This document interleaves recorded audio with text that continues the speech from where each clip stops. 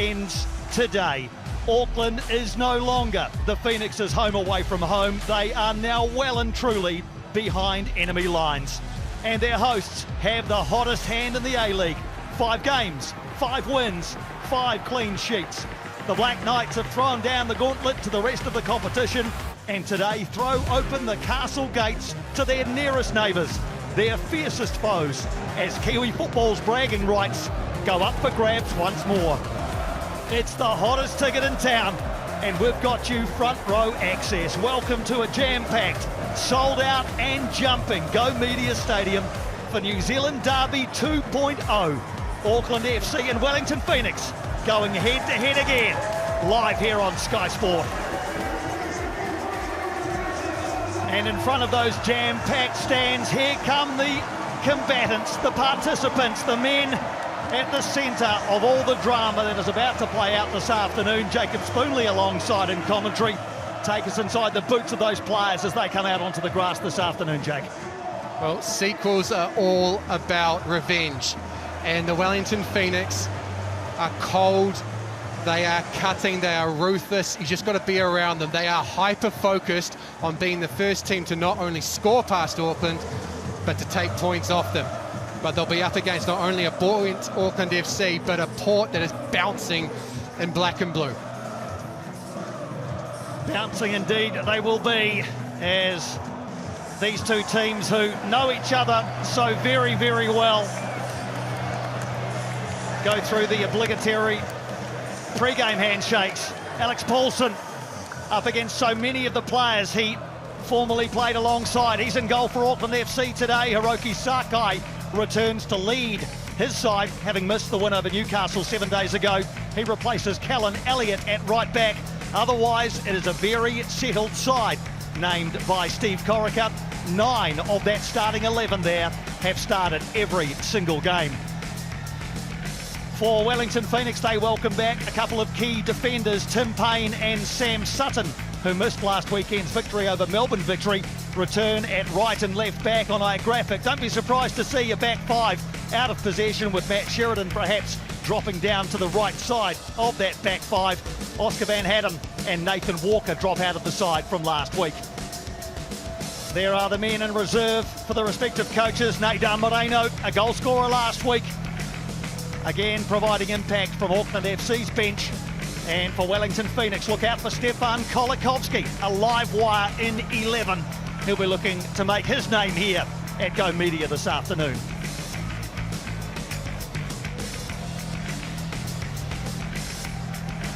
Steve Corica takes charge of an A-League club for the 150th time today. A victory would be his 6th in a row with Auckland FC and his 75th overall. That would give him a 50% winning record. Giancarlo Italiano stoked the embers yesterday. He said Auckland FC have been lucky. He says they are vulnerable. He will have strategised all week and worked out ways to unpick Auckland's watertight defence.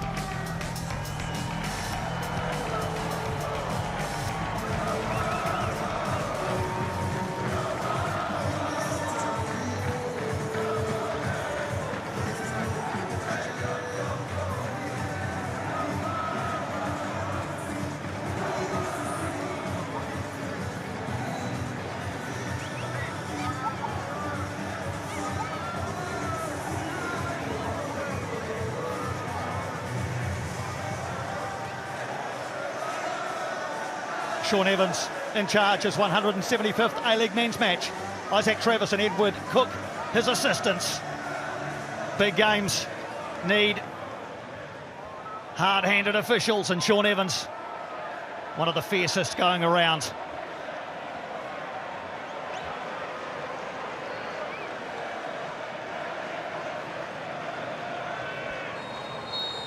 In your wildest dreams, could you have imagined this? 2 New Zealand football sides in front of jam-packed stands, battle for bragging rights and A-League points.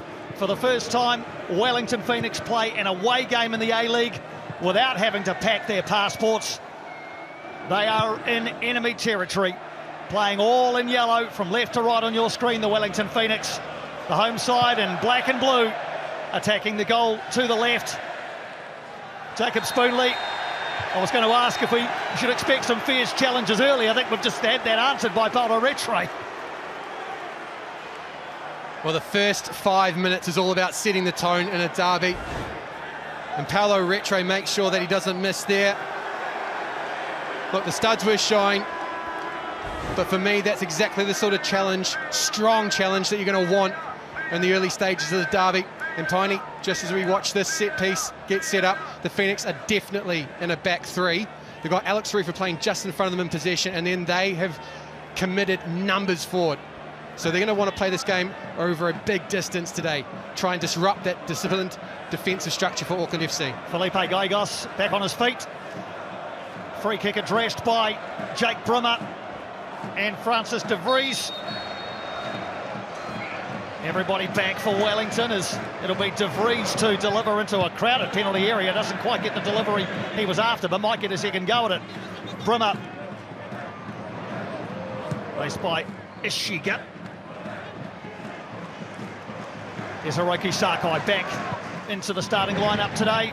The hugely influential Japanese captain of Auckland FC. And a first touch for Alex Paulson, who gets the raspberry from the 900 or so travelling Yellow Fever fans who are just up to his left.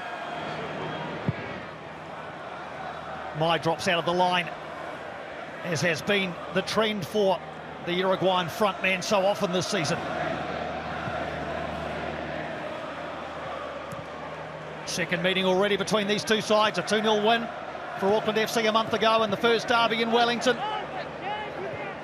Haven't had to wait too long, Wellington, to get that rock out from under their beach towel. They were visibly annoyed, frustrated, distressed, crestfallen after that loss. They are determined to put it right today, but they're going to have to do some defending here, and they do it pretty well through Isaac Hughes. Selfishly, Piney, that alchemy of emotion for Wellington, and Giancarlo Italiano does superbly tee us up here today in the derby. Expect Wellington to be highly motivated to knock off that man and his team. Auckland FC are right there for the taking. It is a perfect storm for Wellington to land a blow here today. Well, Auckland FC are going to get the first chance from a corner to do just that. Steve Corica, of course, named the A-League's Manager of the Month. The first recipient this season. Bit of a no contest, really, when your team wins 5 out of 5. I'm not sure that the other finalists or nominees had too much hope against the man they call Bimby. This is going to be important, Piney. Auckland put Josh Oluwayemi under huge pressure in the first derby, and I think that means he's now a target on corners today. They're going to put this ball right on top of him. Crowded 6-yard area. It's towards the near post. Not cleared. Shot by Peinica. Nando Peinica with the shot. He's already scored one goal this season, the centre-back, having not scored for almost 3 years.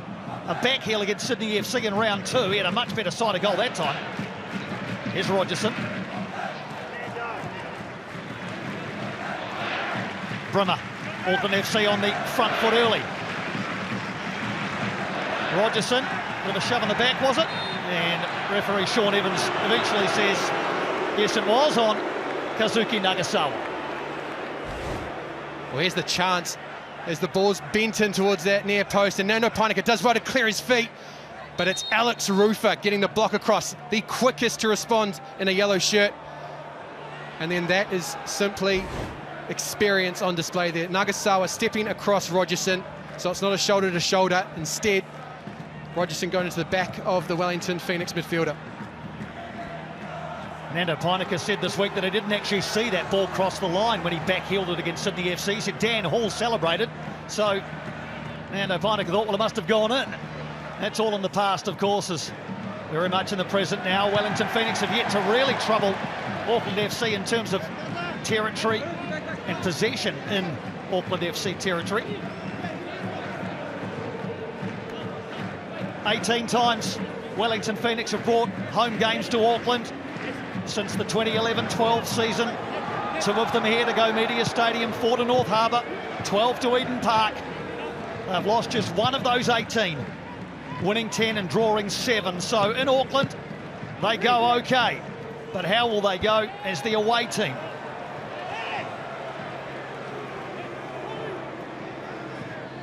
Giancarlo Italiano, I think he'll be comfortable with what he's seen so far. His team on the ball, not necessarily dictating terms, but definitely denying Auckland early momentum. Managing the crowd and the moment here very well, particularly these young chargers in Sheridan and Hughes. Barbarouses off after this one, puts pressure on his All-Whites teammate Nando Painika, who clears upfield. Here's another recent All-White, Liam Gillian. Yet to score in the A-League, despite having 17 shots on goal. Here's Rogerson, he has it taken off him by a retreating Shiga. And now Nagasawa looking for the run of Tim Payne, restored to the starting lineup. Barbarouses is in close proximity. Here's Sam Sutton. And no one at the far post. Barbarouses into De Vries. So the first hint of an attack from the visitors. And an influential aspect of that phase of play was Nando Painika had remained down in back play after what was either contact or at least trying to convince Sean Evans that there was contact. So as Wellington attacked, everyone was onside with the Auckland centre-back prone just outside his 18-yard box. Bit of a mix-up there. Costa Barbarouses is surrounded by blue and black shirts, and they take it away from him, Costa. Gillian again, play will go on with another man down. This is physical early. Very physical early on this derby. Well, there's a hint of a punch that wasn't thrown there as Liam Gillian felt the shadow of Alex Rufer bearing down on him. It was enough to steer him into Matt Sheridan. But Alex Rufer has been in and around, making sure that the foot stays in there. Just wanting to remind Auckland FC of what Wellington Phoenix did last year and also what they've done in the early stage of this season. Both teams look well and truly up for it, and why wouldn't they? Here's Gillian again on the ball. De Vries.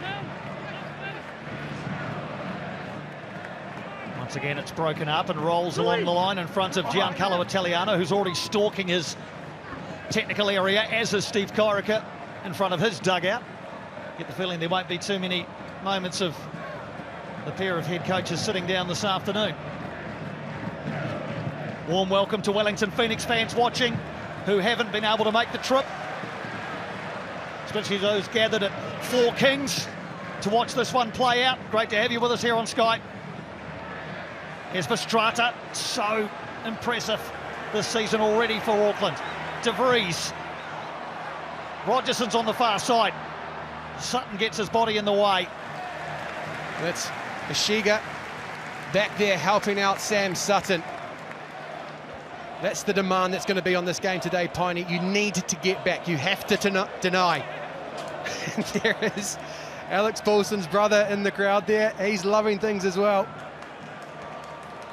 Yeah, not hard to spot the resemblance there of the Paulson sibling. His shirt actually has Paulson on the back, even though it's an outfield shirt that he's wearing. It's got Paulson on the back.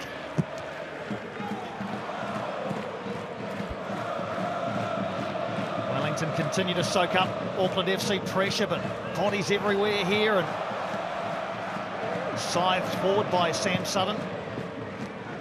Out it goes for an Auckland FC throw. Wellington Phoenix haven't conceded a first half goal in their last 8 A-League matches. Majority of their goals have been scored though at the back end of the first half, Piney, and that is indicative of a side that works things out as they go. Giancarlo Italiano said last time out against Melbourne Victory, he changed the formation 5 times. So expect a wrinkle, expect nuance to be important here today. Free kick going the way of Wellington Phoenix this time. A little shove on the back of Tim Payne. An Aucklander, of course, but well and truly a Wellington Phoenix player. His friends and family in this part of New Zealand, but they wear yellow and black. Attempted clearances partially charged, and Gillian picks up the scraps.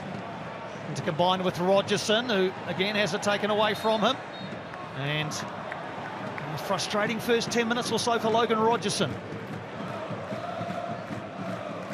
Well, Auckland haven't had much of the ball, but every time they've had it in the final third, that man has been involved. working to make sure that he gets close to the ball, if not on it. As we said, Piney, just denied space. The work rate, the grit here, the intensity already is there to see. Nagasawa and Verstraete coming together, the two freshly arrived this season imports for their respective sides. And Wellington are going to get their first corner. Hiroki Sakai deflecting it behind, so set-piece situation for Wellington now. They've been good on set pieces. Mainly free kicks though, rather than corners. It's a chance to apply pressure on Paulson in front of the port. Shiga in charge.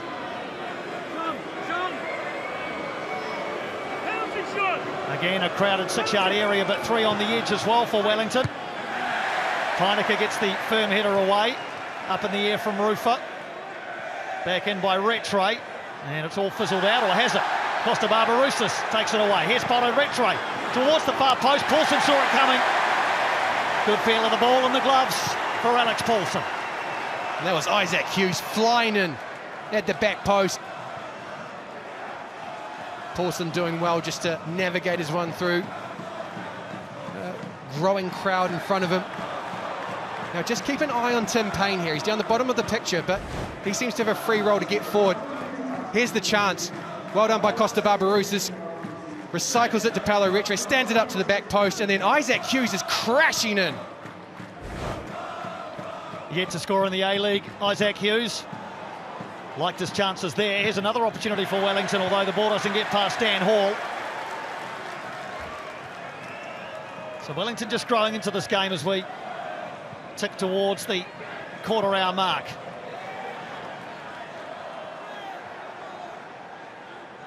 Nagasawa. Verstraete can't dispossess the Japanese midfielder.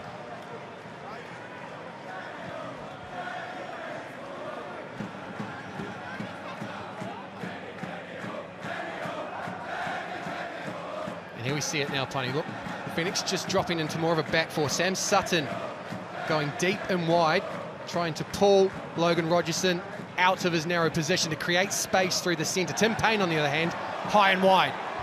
The Phoenix want to bring his physicality and speed to bear. Sean Evans getting a feel for the game as well, just letting a few challenges go. That's what the players want. They want the security of knowing that they can contest for the ball. All they ask for is consistency in that regard.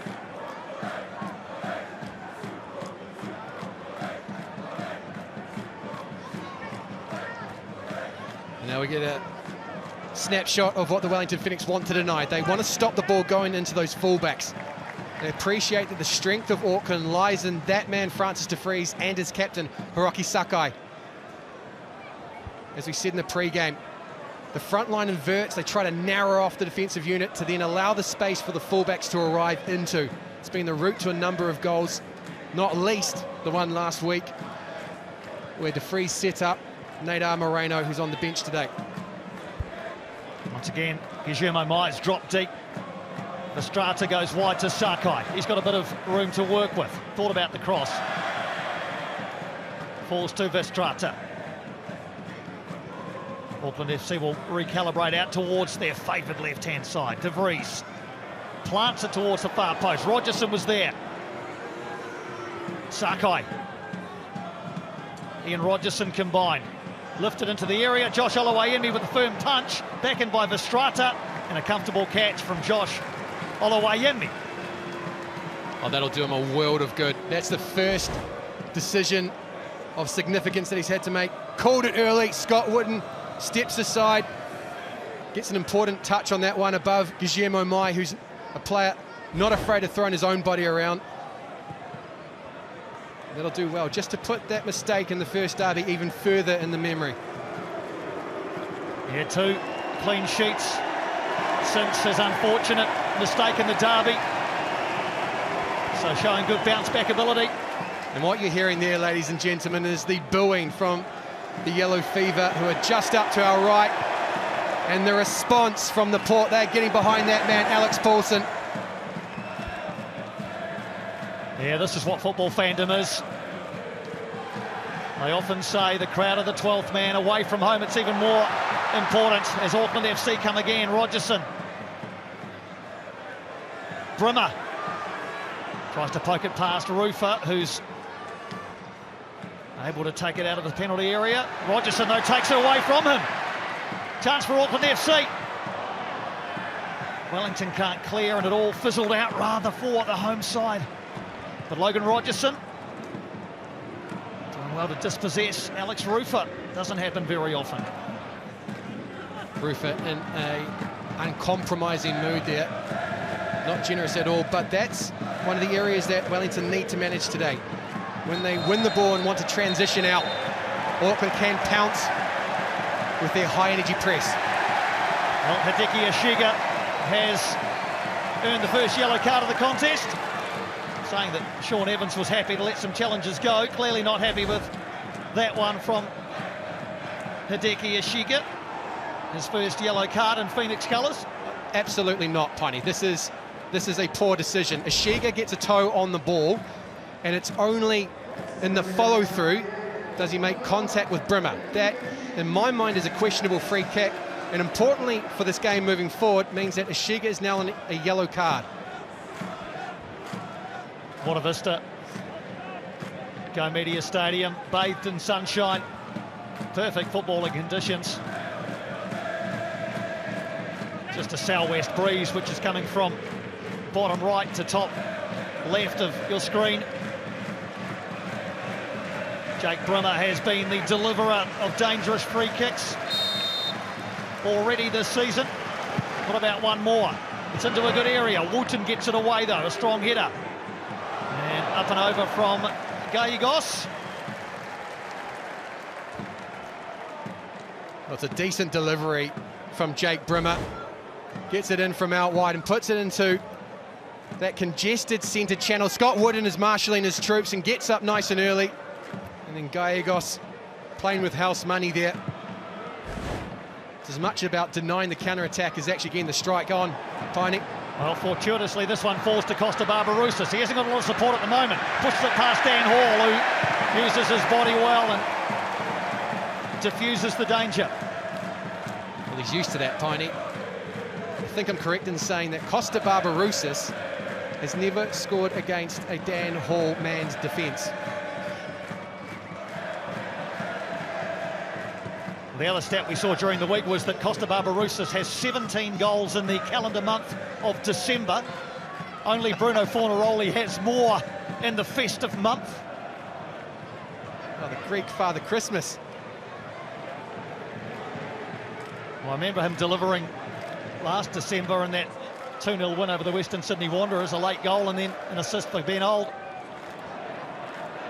Both teams love a late goal, Piney. You're right, the Wellington Phoenix last year with a portfolio of them. Auckland developing their own, already 3 beyond the 90. So make sure you lock yourselves in here, ladies and gentlemen, until the final whistle. Sakai looks up into the area. Not brought down. Now Mastrada with the shot. Never really got hold of it, the Belgian.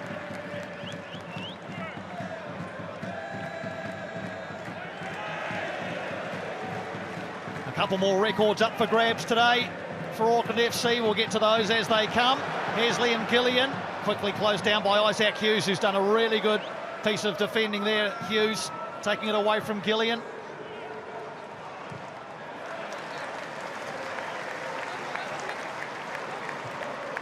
So the most minutes without conceding at the start of an A-League men's season is 469 by the Central Coast Mariners in 2007-08. So as we tick towards the 20-minute mark, Auckland FC have now not conceded in 470 minutes to start this season. That is a new A-League men's record.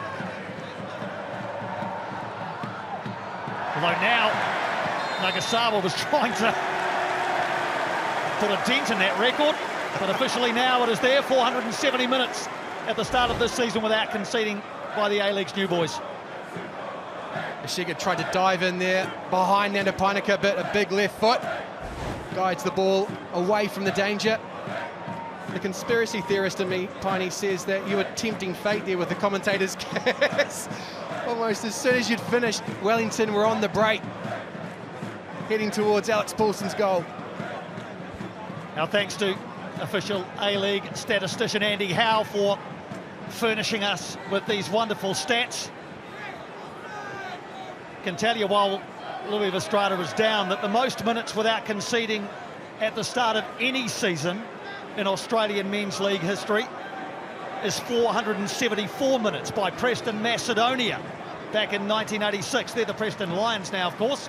So if Auckland can get to the 25-minute mark, which isn't that far away, they will beat a record that has stood for 38 years. 475 minutes without conceding at the start of a season. Well, that's one Jacob Spoonling, Jason Pye. Truly remarkable. Not only has this Auckland team been great to start off the season, but they have been historically great. The stats bearing out just how impressive they have been. And just pausing here, as it looks like Louis Verstrata is under assessment. Not only is he under assessment, but he leaves the field. This is a momentous occasion in this game, Piney, because Louis Verstrata is the guard dog for Auckland FC. He is the front line of defence, the first tier for opponents to get through. So just explain this to us, Jacob. He hasn't been substituted permanently in the game. He is under assessment. Is that how we understand it, or has it been a permanent substitution? Well, the body language there suggests to me that it is permanent. And apologies, Piney, I've missed the actual injury itself, but if it is a concussion, it will be subject to the new concussion policy for the A-League. So you are right. There's an important assessment that needs to occur before a decision is made.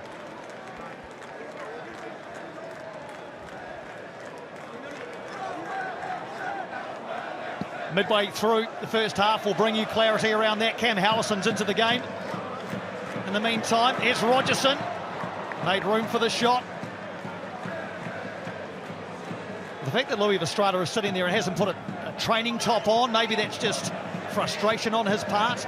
It's a big loss for Auckland FC if it is the end of the section for Louis Verstrata. He has been so good for them.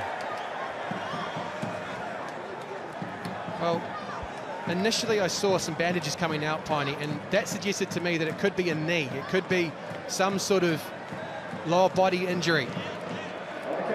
But Louis Verstrata has been a standout, not only for Auckland FC, but across the league.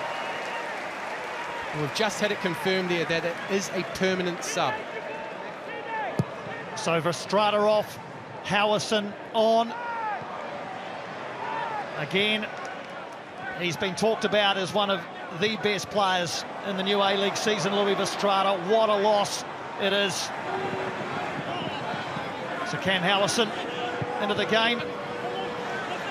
Have a look at what that means positional-wise. Is that a straight swap, Jacob, do you think?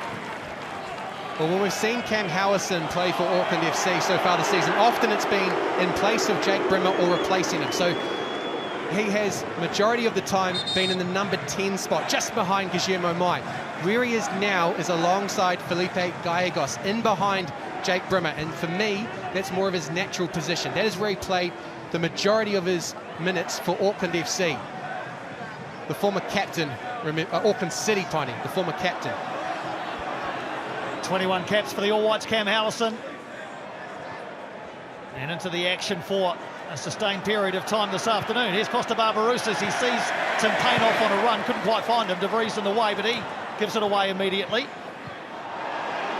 Ball in the area. Nagasawa headed back by his countryman Sakai to Paulson. Now Paulson and Barbarouses have collided here. It looked inadvertent. Both have stayed down.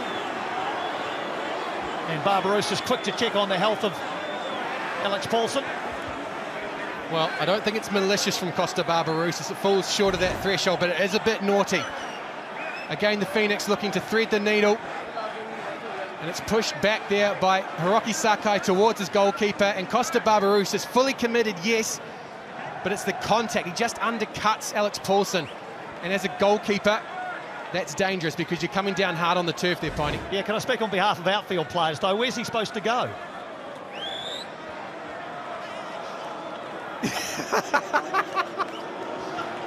Well, the former goalkeeper in me is stunned by it. Look, he's allowed to be committed. I just think there was too much for him to do there. All's well that ends well. Alex Paulson back on his feet, back in the fight. Costa 2. And we've ticked past that 25-minute mark, so Auckland FC are now the new holders of that record, the most minutes without conceding at the start of any Australian men's league season. Wellington, though, looking for a way to unpick their lock. Allison just about giving that away. It's not in a dangerous area, though, but he might win a corner over there. Ishiga, and has good persistence. Well, this comes from the space in midfield. Cam Howson's still adjusting to the game, which means that Costa Barbarousse is able to drop off the line and combine with Ishiga. That's not necessarily where the danger comes from, as it rather petered out for the Wellington Phoenix, but it is the avenue for them to apply pressure. Second corner of the contest for Wellington. Ishiga again on duty. Again, a throng in the 6-yard area and 2 or 3 men on the edge. Plenty of elevation on this one. Alex Paulson climbed all over by Scott Wootton. I could hear Alex Paulson's cries of anguish from up here. Scott Wootton climbed over the top of him. Free kick results, and Alex Paulson for the second time in about 3 or 4 minutes is down on the deck. Well, here's another moment that'll get the heart rate of Steve Corica up. Alex Paulson there holding his head, and I'm just a bit concerned that he might have come down hard on the turf, as Scott Wootton was getting up for that one legitimately, but the weight of Alex Paulson might have just created a bit of whiplash. It's a lofted ball into the box. Alex Paulson, early decision, decisive. I think he's clear there. It's not the head that hits the turf. We'll just see where the contact is here. It could be down on that left arm pining. Just got to be worried about collarbones or shoulders. Feels like Scott Wootton's got rights to go for that ball. He had his hands in and around Paulson, didn't he? But he wasn't leaning on him necessarily. He pulled his arms back. I think it's a fair challenge. No, that's fine. Absolutely fine. And Scott Wootton does that against strikers, defending, and also when he gets called forward for set pieces. He wants to get up early. He wants to ensure that he gets that elevation. That time, it just came at the expense of Alex Paulson. 7 consecutive clean sheets for club and country for Alex Paulson now. The last time he conceded a goal was at the Olympic Games.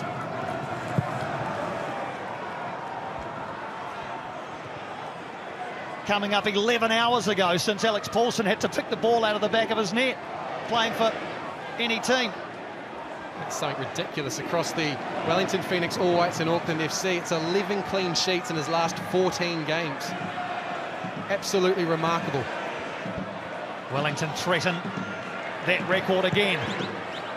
And Paulson is up and about and lands again in pain, this time Sam Sutton, but again, I'm not sure that Sam Sutton has done anything particularly wrong there.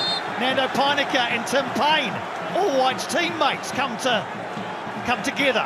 Sam Sutton apologising to Alex Paulson. I'm not sure there's much to apologise for. This is full-blooded football. Again, Ishiga influential in the final third. Sam Sutton has every right to go for that. Alex Paulson navigating traffic inside the 6-yard box. Again, it's just the landing pining. It's not the contact with Sutton, but he comes down hard on that left knee. So he's entitled just to take a moment to get himself together. He's been in the wars a bit, Alex Paulson. Costa Barbarousse, Scott Wootton, Sam Sutton, all there or thereabouts, challenging their former teammate. It's made of tough stuff. It's the man they call AP. Just a bit of concern there for Steve Corica. Although they are defending competently, there's been a noticeable change in gears from Wellington Phoenix. They are now playing up tempo. And it's coincided, I don't think it's because of the substitution, but it's coincided with Cam Howson coming onto the field.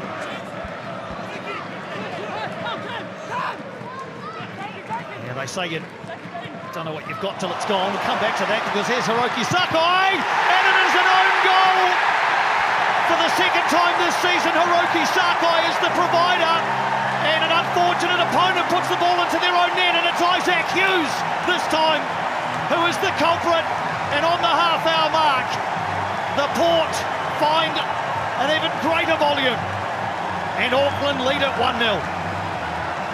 Well, Mount Smart, Rarotonga erupts. The Wellington defence is devastated, and it's because of the pressure that's asserted by Hiroki Sakai, a carbon copy of the goal that opened Auckland's account.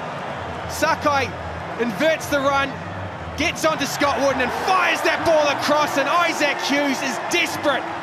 Wants to deny that ball into Liam Gillian, but ends up turning it into the back of his own net. First rights for Steve Corica. Hiroki Sakai, well, he said in the first game against Brisbane, he was shooting. I wonder whether he was there or had he spotted Liam Gillian in the area. It doesn't matter, because the Port can celebrate the game's opening goal. It's been a rare thing for them to score in the first half of matches this season, but they've done it here. And Wellington Phoenix will have to chase the game. Second own goal of the season to the benefit of Auckland FC, and they come again through Brimmer.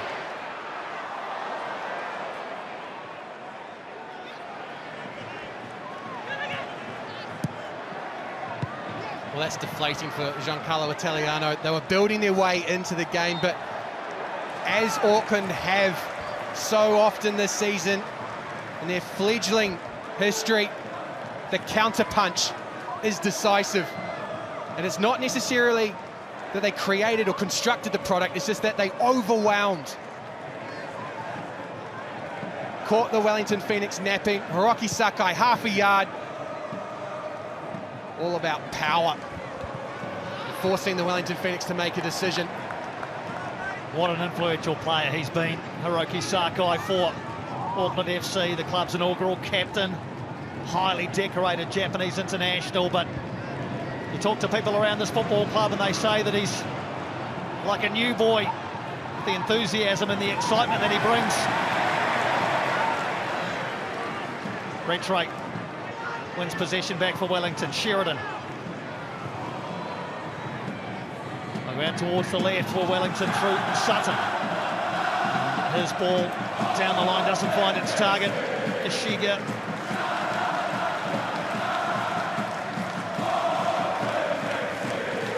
Well, the Port's bouncing, but yellow fever are stunned.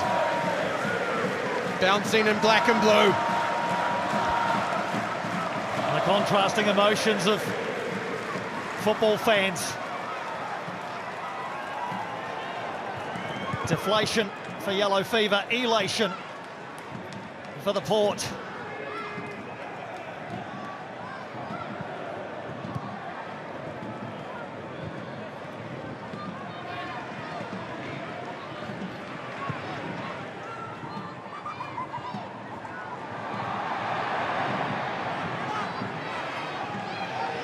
Here's Isaac Hughes, who has to quickly put his misfortune behind him.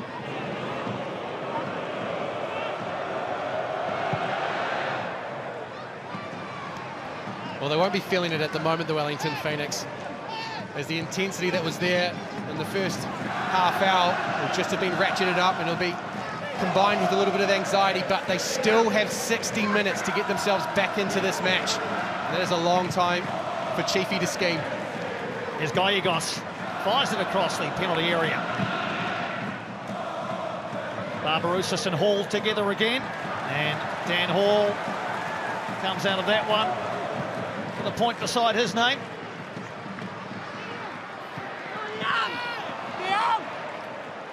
Liam Gillian and Logan Rogers are not able to find the connection there. Well, here's the build-up. You can see here the Wellington Phoenix just a little bit complacent, slightly passive, and that allows Hiroki Sakai just to drop off a shoulder.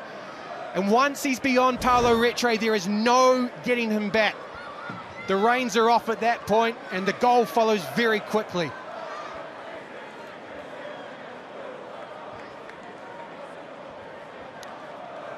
And just an update on Louis Vestrata. We understand that it's not been a concussion substitution. There is an assessment that's going on, and we'll bring you more as we find out, Piney. Josh Oluwaemi under a bit of pressure, but gets out of it for the meantime. Rogerson and Sutton together, and foul by Rogerson on Sam Sutton. 23rd birthday coming up for Sam Sutton on Tuesday.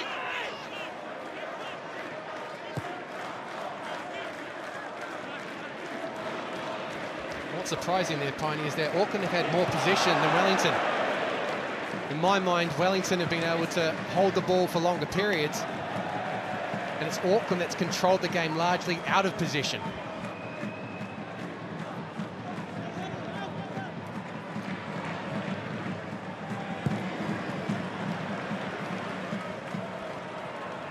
The other stat that jumps out is the lack of attempts by Wellington Phoenix. Have they had a shot? Well, that's been a theme under Giancarlo Italiano's reign, is that the Wellington Phoenix won't take low-quality opportunities. They want to increase the ability to convert, and they have been effective and efficient over the course of last season and this season. But you're right, Piney, don't expect them to necessarily to show up with shots just for the sake of taking them.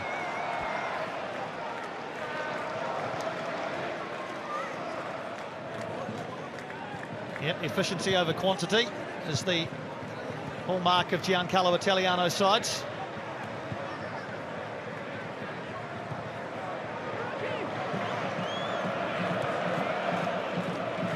Into the final 10 minutes of the first half, likely to be 3 or 4 added for the various stoppages, mainly around Alex Paulson. Just keep an eye on Guillermo Mai and Felipe Gallegos. They're working well in tandem in the two different tiers to deny the ball into Paulo Retre, who's getting forward, and Tim Payne at times as well. Latest Wellington attack, which was building anyway, broken up. Sam Sutton battling hard to win the ball back for his side. Shiga over there as well.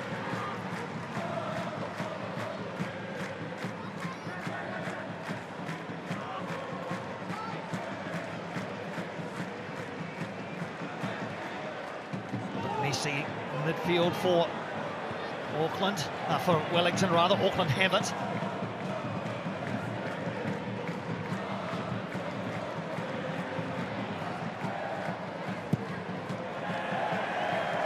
It's just in moments like that, that's the difference of a regular game versus a derby. You go the extra distance, you make sure you assert the pressure. So Matt Sheridan felt Liam Gillian, heard the footsteps and wasn't able to get that ball under control, has to concede the throw in and give the ball back to Auckland FC.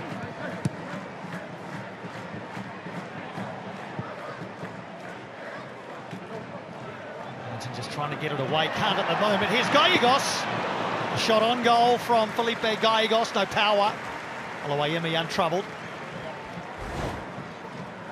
Felipe Gallegos just looking for the pass of Guillermo Mai as he drops off the line. And it's from a rather acute angle. I'm not sure how much Josh Oluwaemi was ever going to be tested by that one.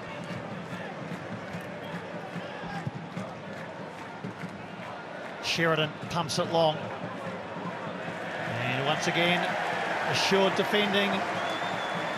There's just a little bit of afters there, as I think it's Shegate finds his way to ground. Not only did Nando Painica get the header back to Alex Paulson, but it was a bit of a forearm just across the Wellington Phoenix striker. Nando Painica, Dan Hall and Alex Paulson have played every minute of the season for Auckland FC, that defensive triangle.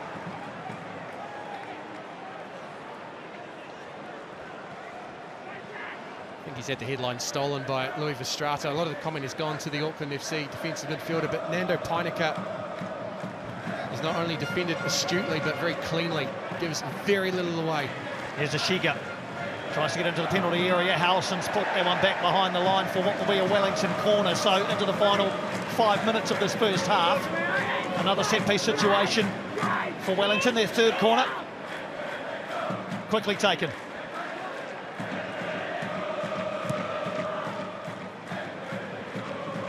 Sutton. Plants it towards the far post, no Wellington man there, and Isaac Hughes can't haul it in. Well, now in the phase of the game where the Phoenix have already hurt Western United, Central Coast Mariners. They score just before half-time. There's an important moment for Auckland FC to manage. Bimby's alive to it. We saw him there barking orders from the sideline.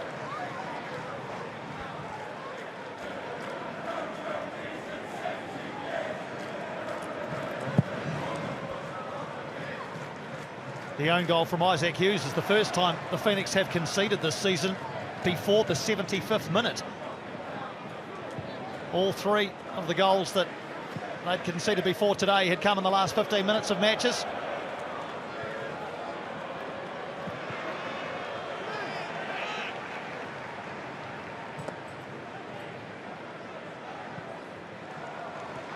Barbarouses has peeled out to the right. Gillian quickly closing him down. Sheridan's on a run. Payne is forward. A couple of yellow shirts in the area. Sheridan! Good block by Howison and Hall. It's there for Rufer. Alex Rufer can't keep it down. Well, it's back-to-back chances for the Wellington Phoenix. We talked about their danger before half-time, and that's an example of it. Great play from Tim Payne. Finds Sheridan on his left foot. Can't get it beyond Cam Howison. Important block. And then this is just a lack of conviction. I don't think Alex Rufer can use the excuse that the ball didn't fall for him.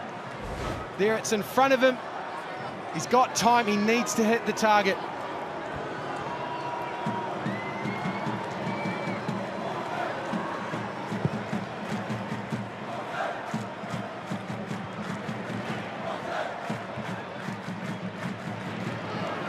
Here's Guillermo Mai. He's been starved of opportunities. One might open up now for Guillermo Mai. Sakai, Hiroki Sakai. Good tackle from Rufer. The two captains together. Cam Howison gets a shove from Sam Sutton. That may well be a yellow card for Sam Sutton, I fancy. Yes, indeed. Well, that was the collision of the captains there. Alex Rufer and Hiroki Sakai find themselves in a direct confrontation, and it's off the back of work from Guillermo Mai. Nishiga does well. He nibbles, but he doesn't really commit. And then that's the result. Alex Rufer denying the shot from Sakai. And Sam Sutton with a tired challenge, conceding the free kick. That's a third yellow card already this season in just his fourth match for Sam Sutton. And perhaps more importantly, it set up a free kick situation for Auckland FC in the final 90 seconds of regulation time in this first half. Brimmer delivers. It's a good delivery. It's bouncing around. No one can clear. Hall gives it back. Gillian on the edge. Wellington just about do enough. The delivery from Brimmer was pretty pinpoint. Well, all Rattray needed was a big toe there because there was so much real estate that was available for the Wellington Phoenix to exploit. It's a dangerous ball in. It's actually really well defended by Tim Payne. And then Nagasawa does well to put Gillian off. And if Rattray gets beyond there, the Wellington Phoenix are rushing forward.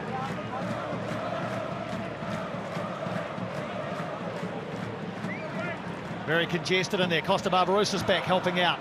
Wellington looking to pass this one out. Rattray. De Vries has kept that in very cleverly.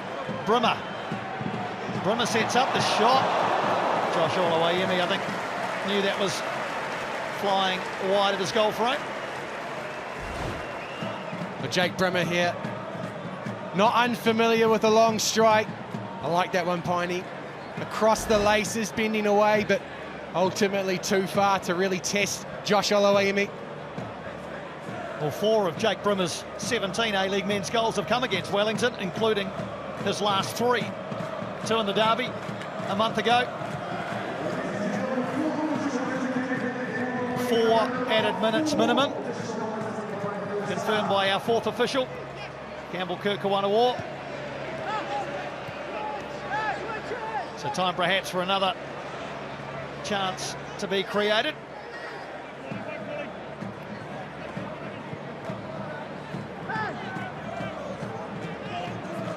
Gallegos has come out left again. Plants it in. Clever little attempt from Jake Brimmer again.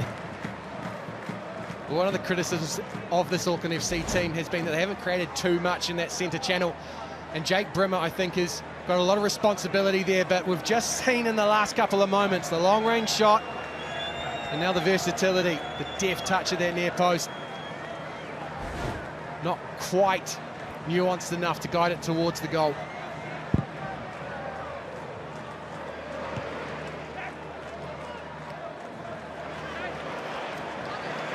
Auckland again looking to double their advantage near the end of the first half. Gillian, Rogerson, Mai, Guillermo Mai. And that was Hughes' head again, this time though diverting the ball wide. Well, it was costly initially, Isaac Hughes, responsible for the own goal, but this time I think he saves one.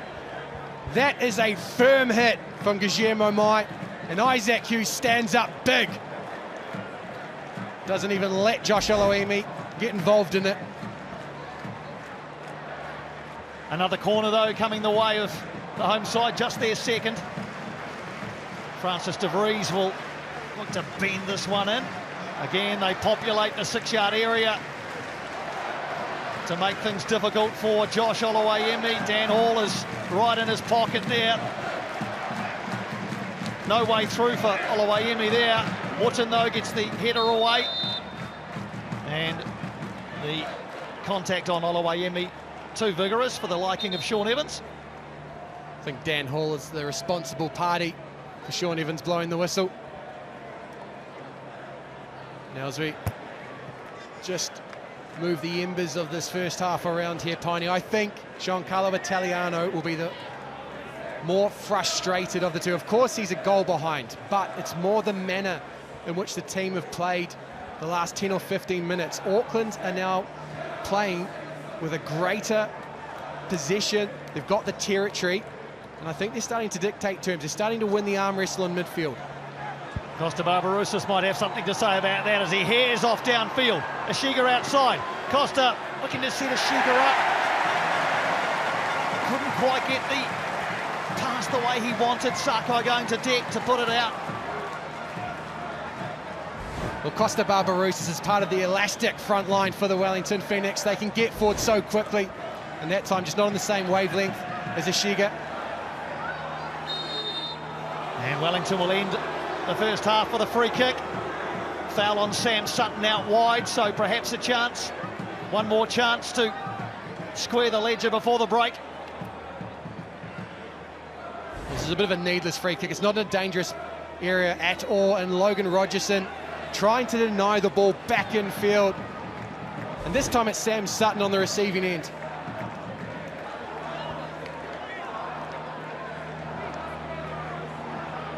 So, can Wellington strike in the shadows of half-time in front of the port? Ashiga will be in charge of delivery. 5 yellow shirts in and around the 6-yard area.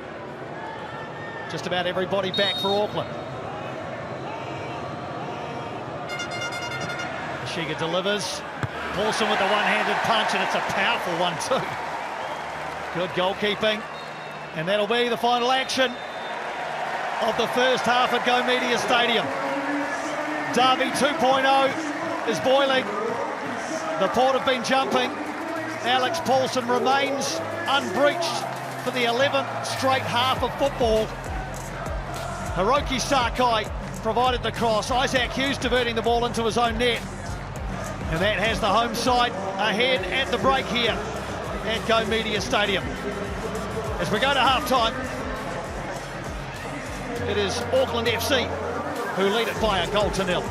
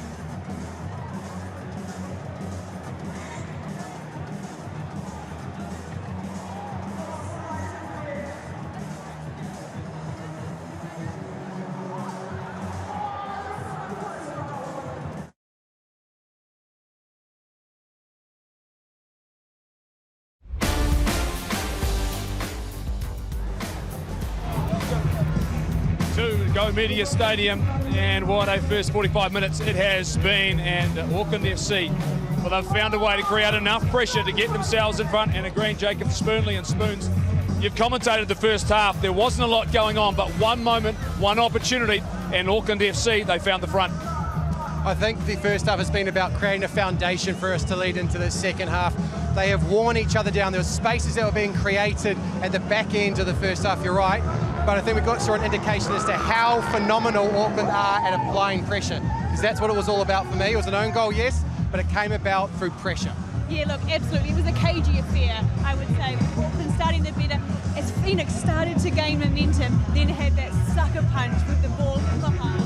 Well, it's like this contest almost needed a goal, because both teams were sort of playing games of chess, and there was this one moment in behind the defence, Greenie, which created this opportunity, and it was as simple as putting pressure on the defence. One error, one mistake, and all of a sudden they're in front. Yeah, look, you've got that ball split through, absolute peach of a pass, cutting through the back four, and then when you've got Sakai in a position like that, it's only going to go one way. It's reminiscent of the first goal of the season, isn't it? It's a carbon copy, Greenie, but in the build-up to that, just watch Paolo Retre and Sam Sutton. They change at the wrong time. And as soon as, I think it's Felipe Gaigos gets his head up, Sakai's on the wrong side and they can't get back. And when you're facing your own goal like that, Goldie, that happens. And so it's all about how Hiroki Sakai gets in and amongst it, because from there, it's all over. I agree. It was so much about which team would relax, and it was almost like it was the Phoenix who relaxed first, and that was always going to be that sort of game. Got the sense going in, it wasn't going to be high scoring. The things change now, given that goal has really put the Phoenix under pressure. Yeah, look, I think the Phoenix have to change something. Yep. They can't do the same way that they did in the first half. They've got to come out, they've got to get some bigger, they've got to get support up front. I think that's what's been lacking so far, is you've got Barbarouses, you've got Ishigi with moments of brilliance, but they're so isolated. They're going to have to pour more numbers forward, I think, Jacob. I think absolutely right. And the thing that'll be deflating for the Wellington Phoenix is that they were just starting to assert themselves. They were going up tempo off the back of Cam Howson coming onto the field, and that's when the sucker punch came, Jeff. If you have a look at the stats and you talk about shots on goal, it probably wasn't until the 35th minute that the Phoenix started getting some opportunities. But it's one of those. What are the key things you read out of these? The key thing for me is that Auckland FC have more possession than the Wellington Phoenix. You can see it there, that top line. 54% versus the Wellington Phoenix's 46%. Now, it's not that Auckland are asserting themselves necessarily, it's that Wellington aren't playing to their strength. They want to control the game through possession. Yeah, absolutely, and I think those shots on goal was telling. While the position's been relatively evenly split, it's not been effective for the Phoenix.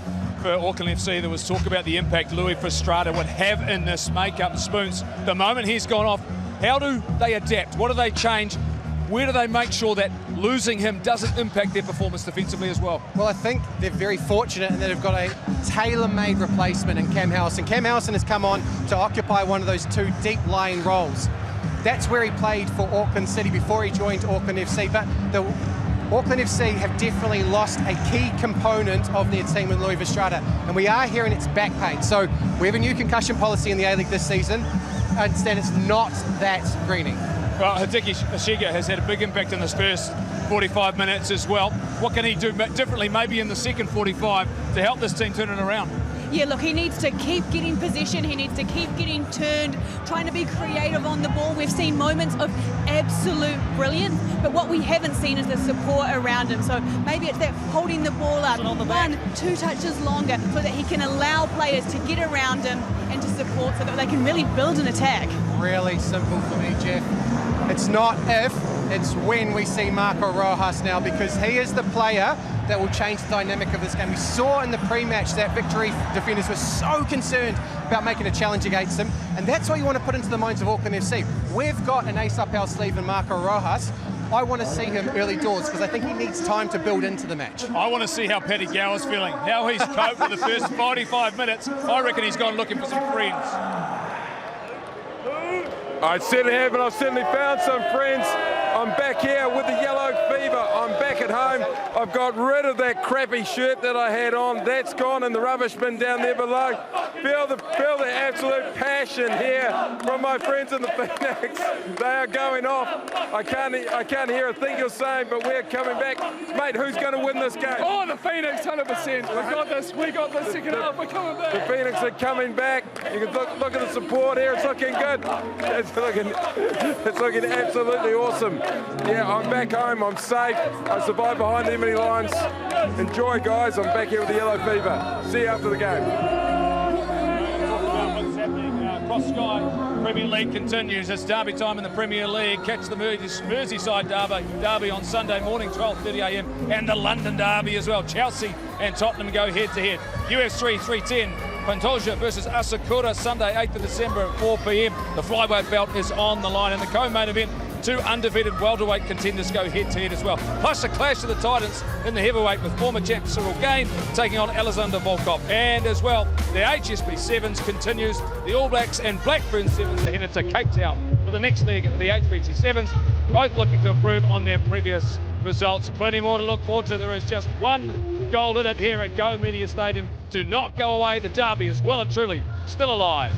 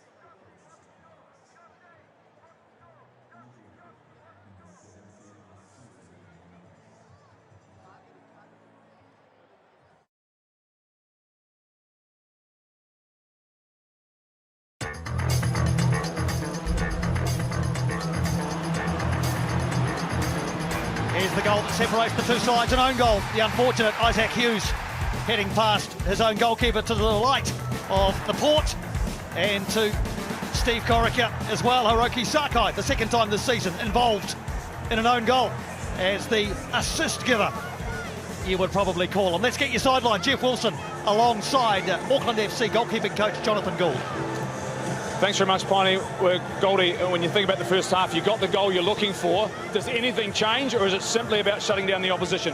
Well, we've always been quite good at shutting down the opposition. The game started really tight, tested fair, a few tackles going in there, and goal probably came at the right time for us, really. And in terms of the crowd getting in behind this team, it looks as though the momentum with your side's really lifting the players. Yeah, we've had more possession than them. We've just got to make sure in the wide areas it counts even more, and I'm sure if we get another one, the crowd will go even more behind us. Thanks, Coach. Good luck second half. Thank you very much. Jonathan Gould, he'll be a happy goalkeeping coach again for another half. 11 halves of football without conceding. If you're keeping count, that's 495 minutes now without concession. 8.25 hours. What have Wellington got left? Will Auckland chase a second to give themselves some breathing room? Second half is underway. Auckland FC, the home side in blue and black, kicking from left to right in the second half towards their active support, the Port, at the southern end of Go Media Stadium. An early chance perhaps for the Port to find their voice. Wellington Phoenix all in yellow now, kicking from right to left. So this season, one goal has been enough for Auckland FC because they simply haven't conceded any. Their approach will be instructive, Jacob. 45 minutes is a long time to park the bus if that's their plan, or to try and close the game down. You'd expect them surely to chase the second. They'll have confidence in their fitness and intensity to produce even more products here at Go Media Mount Smart. Also, Piney arguably had the stronger of the benches out of the two teams. Louis Toomey has already contributed to the season in the derby.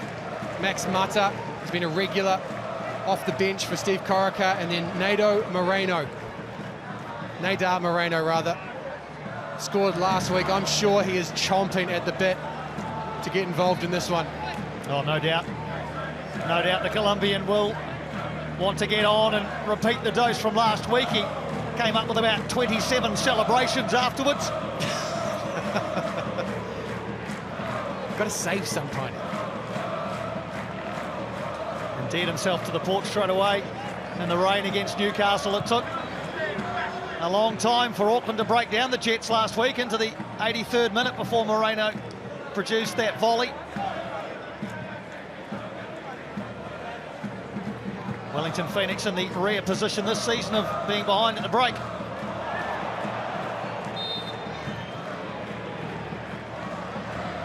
I think we've seen the first switch.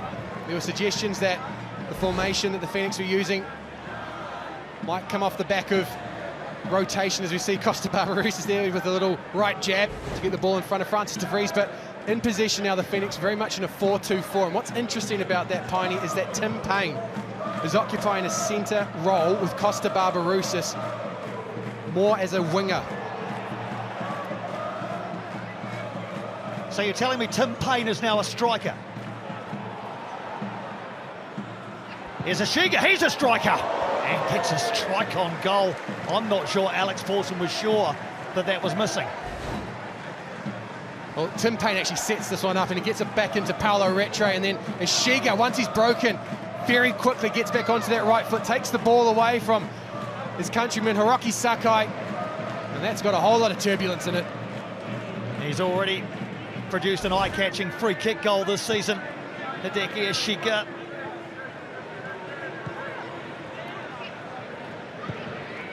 Almost another one for the highlights reel there.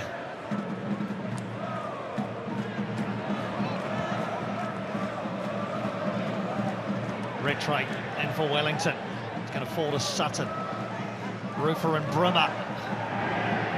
Rufa holds him off and finds Nagasawa. He is onside, is he? No flag up now.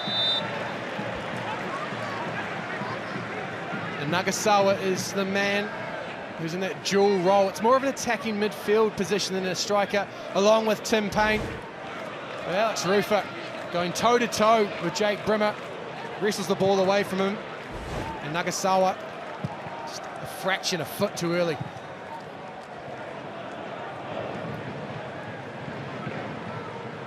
We have a little shift of body position from Jake Brimmer. Paulo Rattray is going to receive a yellow card.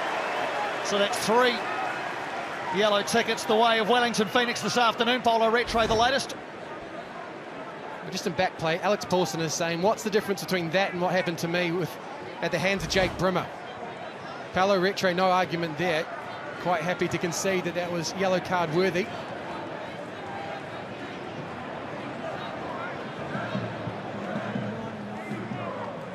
So a couple of extra worry lines for Giancarlo Italiano, perhaps, with 3 players on a booking. Costa Barbarouses trying to free up Tim Payne. How many times in his career would Costa Barbarouses have looked up and seen Tim Payne ahead of him? We count them on the fingers of one hand. Here come Auckland again. Brimmer, he's been influential today. Good tackle on the edge, was it? No. Free kick given in a very dangerous position. Well, disbelief on the faces of the Wellington Phoenix, led by Alex Rufa. The argument is silent one. There's a silent one from Alex Rufa. Scott Wooden is remonstrating with Sean Evans. Let's have a look at the replay here, because at first glance, Alex Rufa does well to stretch out that right leg and block the ball, but the contact, well spotted by Sean Evans, is with Jake Brimmer's left leg.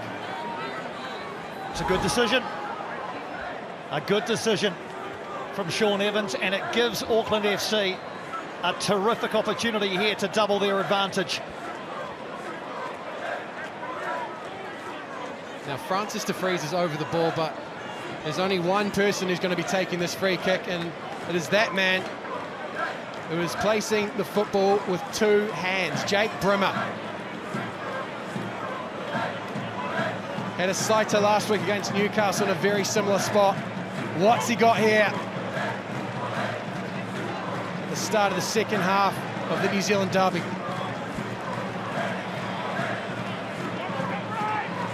Hiroki Sakai is a rather unconventional position in front of Wellington's wall. De Vries perhaps just a decoy, Jake, as you say. Let's see. Here is Brimmer, and he can't find the target. Not far away. It was delicate from Brimmer. Concentrated on getting that one up and over the wall and close to Josh Oloimi's goal, and that's all it was, close. But it wasn't far away either, Piney. And fast becoming his favourite opponent, Wellington Phoenix, Jake Brimmer. Tim Payne thought he was pushed in the air. Sean Evans allowing play to go on. Here's Gillian, desperate for that first A-League men's goal. Can't find Rogerson, although Rogerson's done well to track that one down. Flying in there, Howison, he might get a sanction when play stops, but Wellington have given the ball away, and this is starting to get a bit messy again. And now Hiroki Sakai seemed to have a few words with the Phoenix player on the ground, Paulo Rattray. Let's see if we can unpack this one.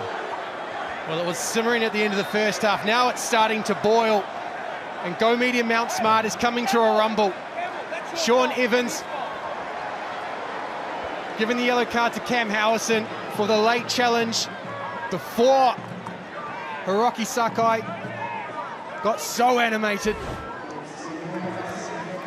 Shiga cuts inside, Cam Howison brings him down. Paulo Rattray in back play then can't make enough of it, so Auckland recycle, and Hiroki Sakai brought to ground, and he's frustrated here, Piney, because that's the man that's already on a yellow card. Paulo Rattray, not for the first time in the second half, wrestling First off, wrestled his way into a yellow card. Second time wrestles his way into the frustrations of Hiroki Sakai. Now just coming back to the tactical point, Piney, why is Tim Payne playing a central role? And I think it's purely because of the physicality of the Auckland FC backline. Remove him, and Wellington Phoenix are diminutive. Ishige, Costa Barbarouses, and Nagasawa.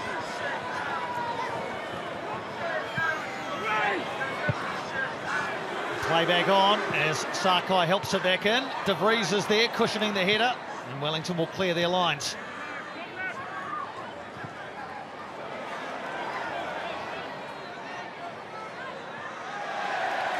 Sheridan gives up the throw.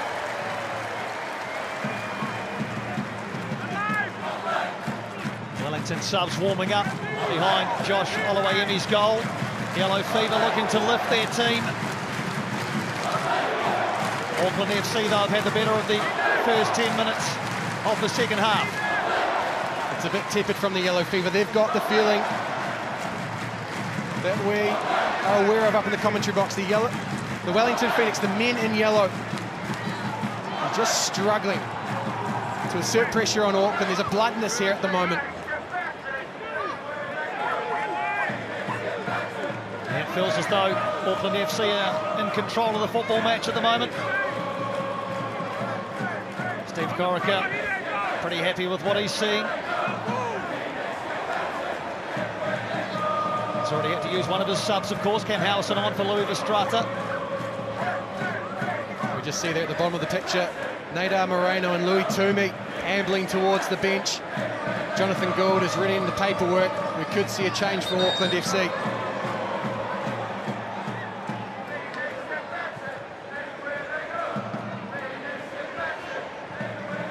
Tim Payne battling away in physical fashion. He almost freed up Costa Barbarouses. De Vries stepping in, but Wellington retain possession. There's Rufa. It is so physical in there, and Auckland FC are winning those battles. Unfortunate misstep from Costa Barbarouses there.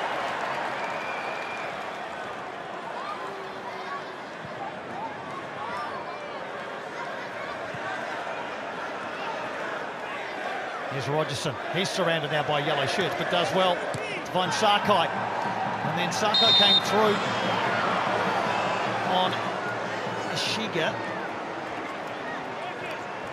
Just a free kick.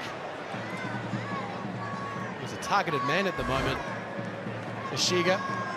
And it's a poor touch from Sakai that results in the contact. But where Wellington are looking dangerous is down that left-hand side with Ishige.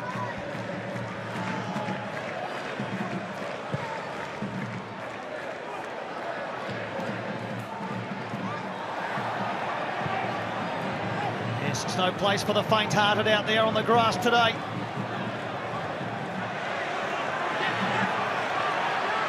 Gillian, De Vries alongside, Liam Gillian. Can't find a teammate, and Alex Rufa is going to mop up.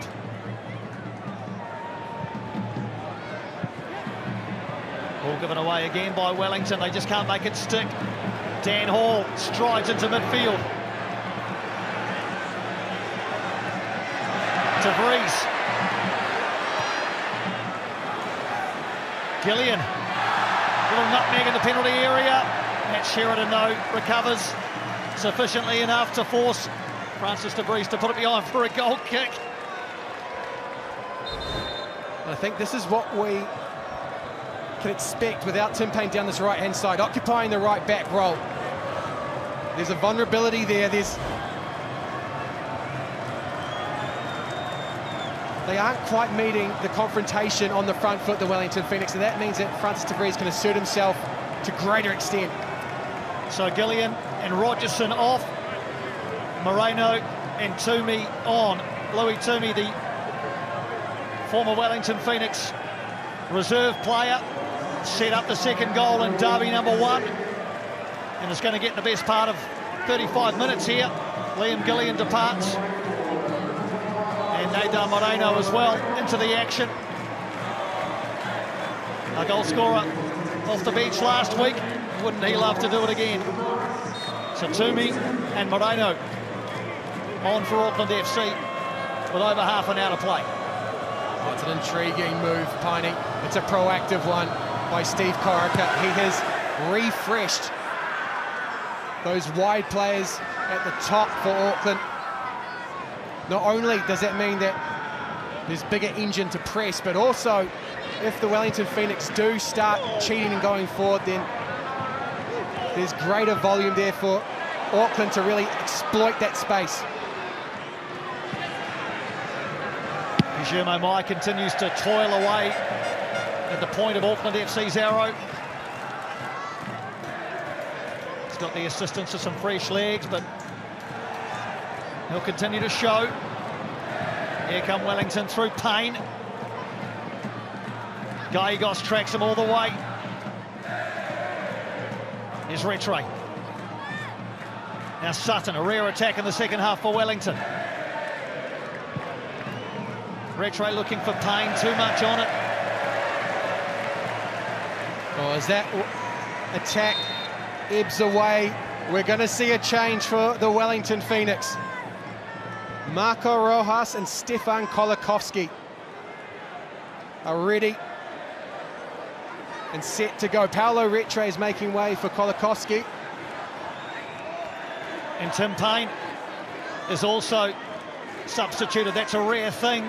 We know today's been anything but a conventional game for Tim Payne. He ended up playing centre forward, and he's going to watch the last 30 minutes from the bench as Rojas is into the action. Well, move and counter move. Steve Corica made the change just before the 60-minute mark. Giancarlo Italiano has answered. Marco Rojas has 30 minutes to influence the game here. More importantly, planning to create history. Can he be the avenue to Auckland FC conceding their first goal? Well, he'll certainly hope so. Auckland FC, meantime, are going to try and score a second. Good defensive work by Sheridan there. Again, the challenges are flying in midfield, but it falls the way of Rufa. Asking Barbarousas to chase that one. Too much on it, though. Paulson gathers safely. So Kolakowski, Rojas, Toomey and Moreno. 4 attackers with fresh legs into the game for the final half hour.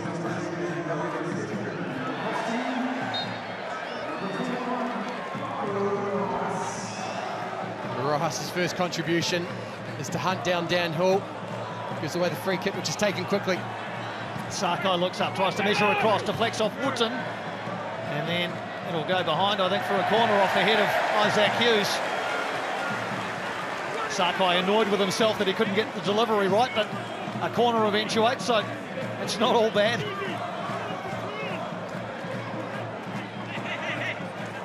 Well, their minds will be on how they get back into the game, but they'll have to manage this moment in front of the port.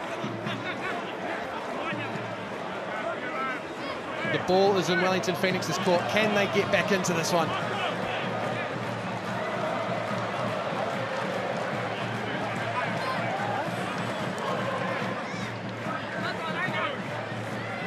Again, De Vries and Brimmer looking to cook something up. It's going to be De Vries, I think, who... No, they'll go short this time to Brimmer. It's a variation. Far post. And Oluwayemi untroubled. Didn't mind it, Piney. Set into Jake Brimmer, and then there's a back post runner. I think it's Guillermo Mai, who then circled back in to try and get on the end of the cross. Wellington look to pass out. Raked over here towards Sutton from Hughes. Nagasawa's dropped into the role that Paulo Rattray was occupying before his withdrawal. Oh, there is great versatility in Giancarlo Italiano's team. We've already talked about the utility of Tim Payne, used as a centre-back by Ufuk Talay, more as a right-back by Chiefy. Today finds himself converting to a striker, which is where he was initially when he played for Auckland City as a 16-year-old. Second half possession, well and truly in favour of the home side. Wellington looking to redress the balance. Still only 1 goal behind, so I'll believe they're in the game. Ashika picks up, looks up, into the path of Barbarouses. Paulson is there, good penalty area management from Alex Paulson. Well, Costa Barbarouses has reverted to a central role, and already the Wellington Phoenix are now targeting the space in behind Dan Hall and Nando Painika. The margin's fine, but the intention is there. Foul by Mai on Wooten as Scott Wooten won that ball in the air. Still the sheet remains clean for Auckland FC. Several teams have kept 5 straight clean sheets in the A-League. No team has ever kept 6 consecutive clean sheets.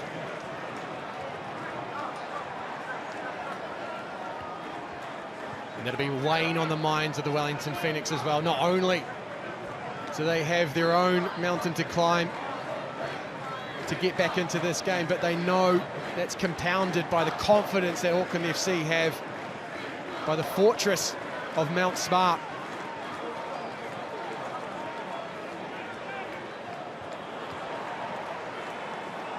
Rojas breaks play up. Unfortunately, Ashika can't find the pass forward. Good play by Toomey over there, but again, it's Rojas breaking it up.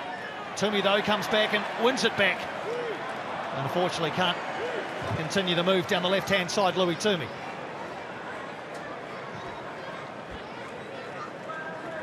Well, that's what it's about from Steve Corica there. It's not necessarily about tweaking anything or creating wrinkles. It's about discipline. He wants his team to compress the space. They've got to get that back line up so there isn't room in the midfield for these technical Phoenix operators, particularly the likes of Marco Rojas and Stefan Kolakowski, who are the fresher of those on the field.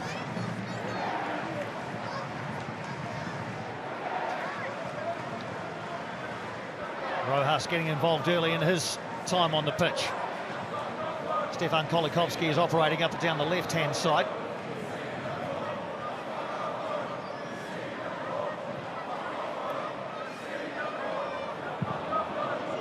Sheridan again has gone long, but it's all rather aimless for Wellington.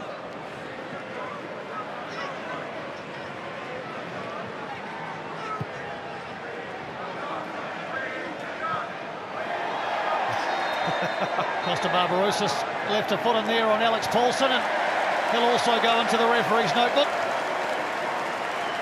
A shrug of the shoulders from Costa. I think that's the lesser of the contact between Paulson and Barbarouses today. It is late, though. Unnecessary. That'll be the justification for Sean Evans going to the book.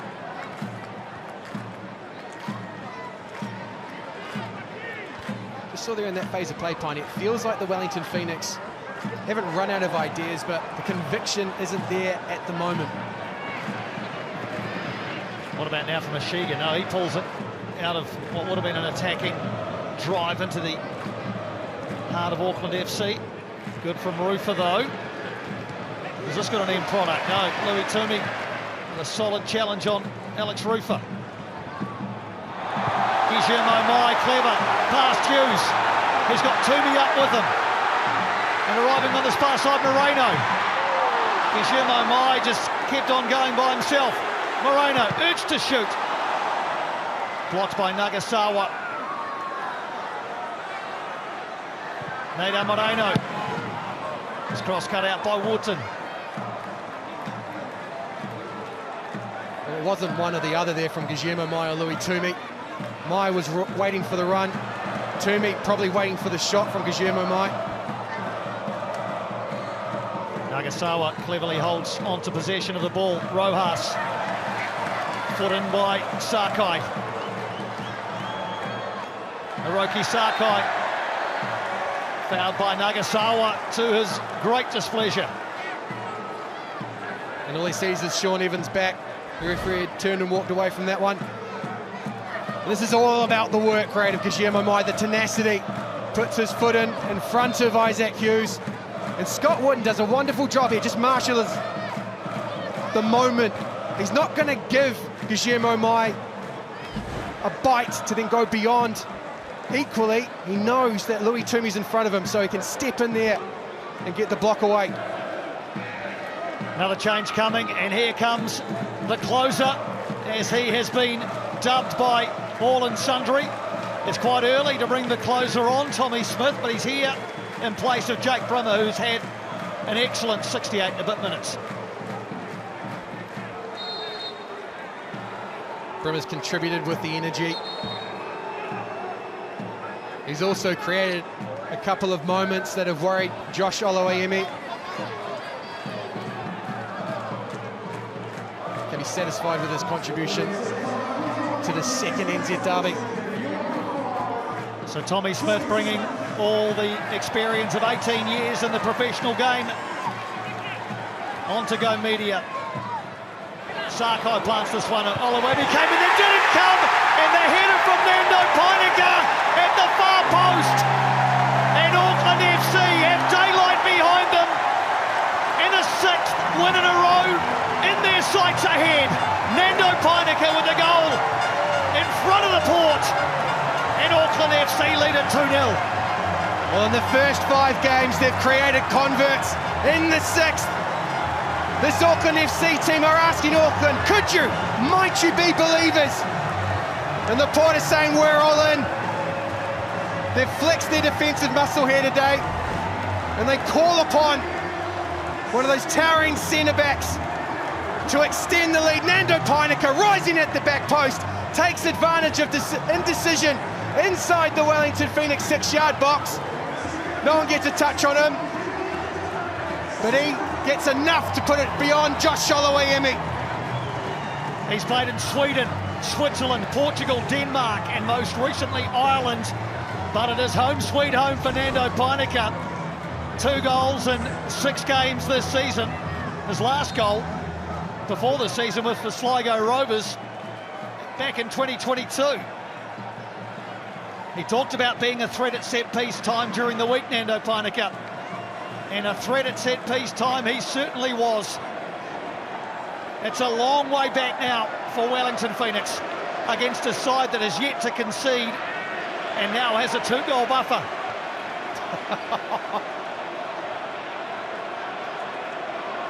20 minutes left in the 6th game of the life of Auckland FC, and still yet to concede a goal. Looking like here, Piney, they're going to remain perfect.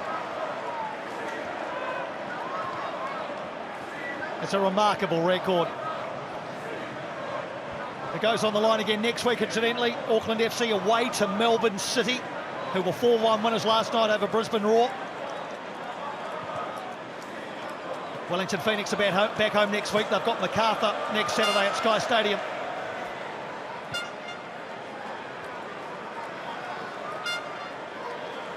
Well, Wellington have relied heavily on their process and their structure today.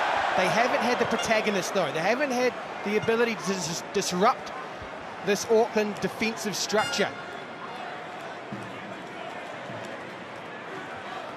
Ashiga and De Vries together. Ashiga gets the better of De Vries, but there's Peininger, belts it out over the fast food caravan. Nando Peininger, what an acquisition he's been. He's always been a player with a very high ceiling, Nando Peininger. I'm not sure he's even close to touching that ceiling.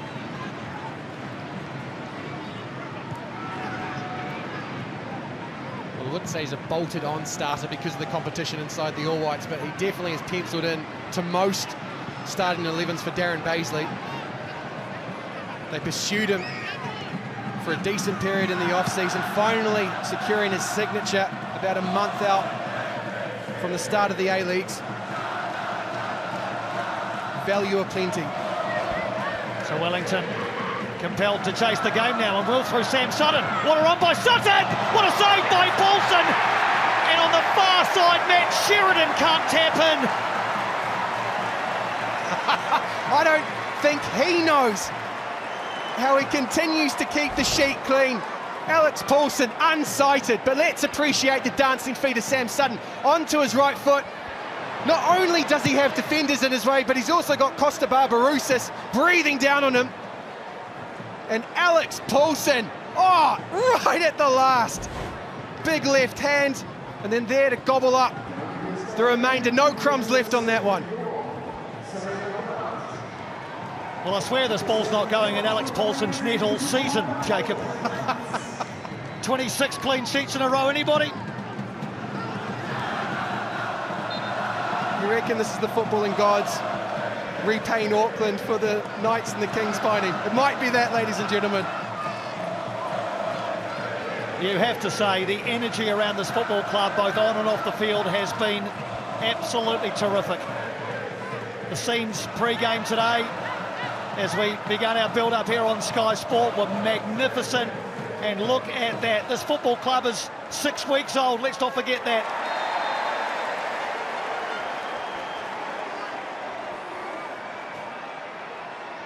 But don't sleep on the Wellington Phoenix. There's a 2-goal buffer here. All they need is a moment. We haven't seen it out of the front four today, but it is a formidable one. Costa Barbarouses, Kolakowski, Ishige, and Marco Rojas. A few notes for Giancarlo Italiano. Can he make the improbable possible? 15 minutes plus stoppages left. There is still plenty of time. A goal now would make things really interesting.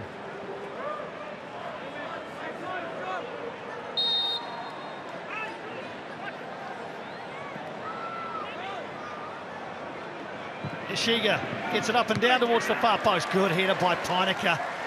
While he's nodding them in at one end and clearing them away at the other. Another terrific game from Nando Peinecker. It took him 270 minutes to concede a foul, Piney.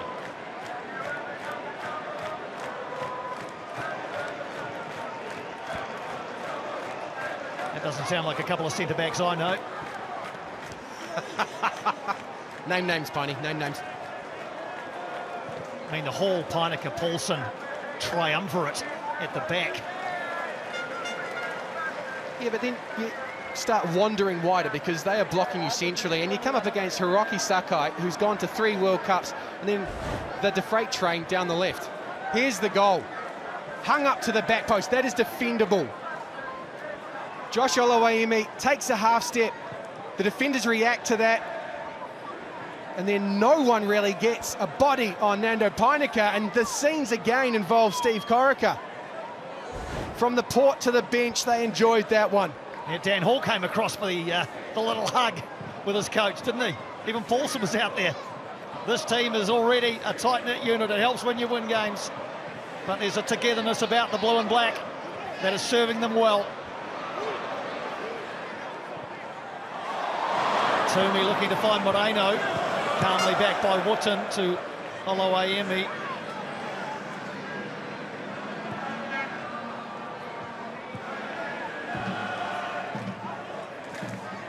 As this ball migrates north, we're just going to see the Auckland FC backline. 5 across. Ishige, Kolakowski and Barbarouses trying to spread them, but Barbarouses is up against Peinecker, Smith and Hall.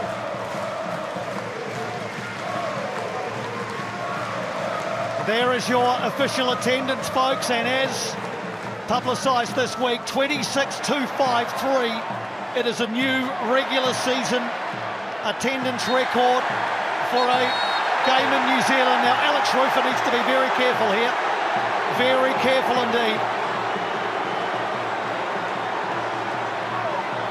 It was Louis Toomey on the ground. Alex Rufer thought he had rights to go for the ball. There was a bit of passion and a bit of feeling in that, you fancy. It was Louis Toomey, of course, who gave Josh Oluwaemi the spray in Derby 1 after the mistake that Oluwaemi made. That did not go down well at all with the Wellington Phoenix, and Alex Rufer saw an opportunity there to perhaps put the boot in, and it's going to be at the expense of a yellow card. I think that's the cost of doing business for Alex Rufer, to claim a small amount of vengeance. As you said, Piney, Louis Toomey antagonised after the second goal. So the first goal in the first derby. And Steve Corica is apoplectic. The whistle had gone, and not only the first bite by Alex Rufer, but the second.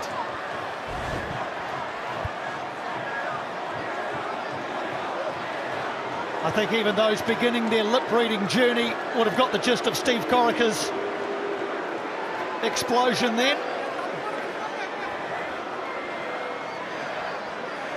It was quite impressive actually from Sean Evans to fly in there in the fluoro orange as well to put himself in harm's way. Just back to the crowd, 26.253, so it is a record. By how much, Jason? Just by the one. Just by the one. 26.252 for Derby 1, 26.253 for Derby 2. Auckland FC take that record, and look at these scenes. Auckland is showing up and showing out, and they're going to enjoy this one long into the Saturday evening if things remain the same. What brilliant pettiness, Piney. One more than Wellington. Embrace the rivalry, create the storylines, keep interest high. Goodness only knows what Derby number 3 might give us in February. These teams will have a bit of breathing space from one another for a couple of months. In the meantime, we're going to see a substitution here with Nagasawa off and Oscar Van Hattem into the action for the final 10 minutes.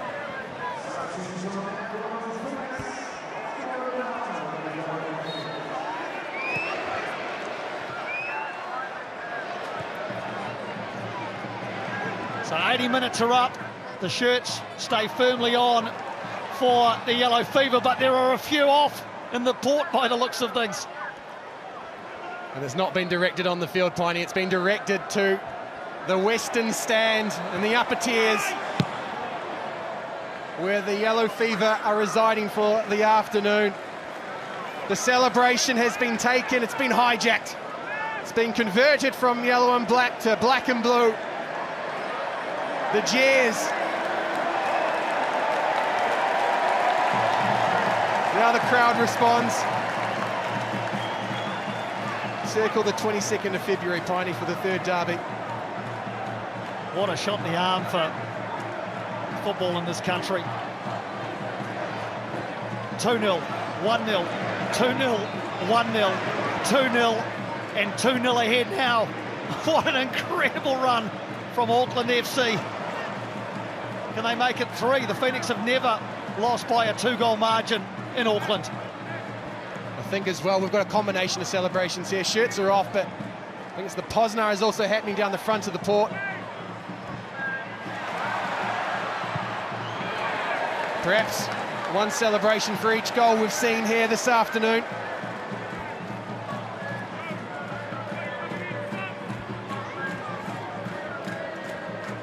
So this will extend Auckland FC's lead at the top of the A-League men's ladder to 5 points. They'll go to 18 from a possible 18. There are your last 5 matches. Not too difficult to put Auckland FC's graphic together. Bit of a mixed bag for Wellington, but now here's Costa Barbarouses! And Auckland FC's defence is breached. And it's Costa in December. His favourite goal-scoring month, and life is breathed back into this game. Hold on! Sit tight, ladies and gentlemen.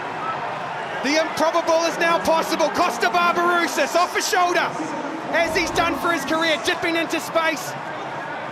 It's a lovely weighted pass, but it's an even better finish into the roof of the net.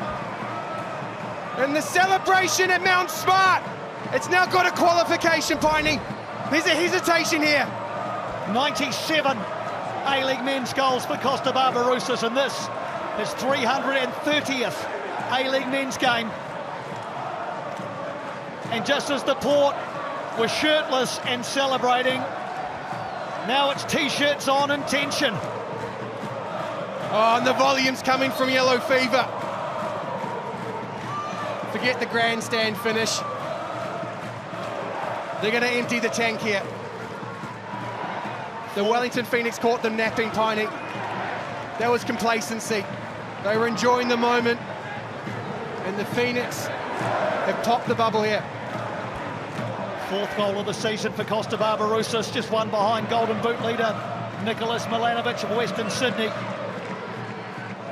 But crucially, it has given Wellington Phoenix hope. Stefan Kolakovski charging after this one. And Alex Paulson with an uncharacteristic error that could have gone anywhere off Kolakovski. Here's the goal again. And is that man, Captain Fantastic, Alex Rufer, influential, has been disruptive, has perhaps had the handbrake on somewhat because of the role he's had to play today, but there we go. The reins are off, he's charging forward, combines well with Costa Barbarouses to get the Phoenix back into this one. And here they come again, and Barbarouses is in the area. And a bit of an Auckland FC sandwich, no suggestion of a foul. You do not often see Giancarlo Italiano celebrate goals like that. He's normally very calm on the sideline. We'll just have a look at the Wellington Phoenix formation. They've converted to a 4-1-4-1. So the commitment and the investment in getting back into this one is clear. I don't think it's dead. Barbarouses through on Hall. Now you've got to be careful, Costa, says Sean Evans. You're on a yellow card.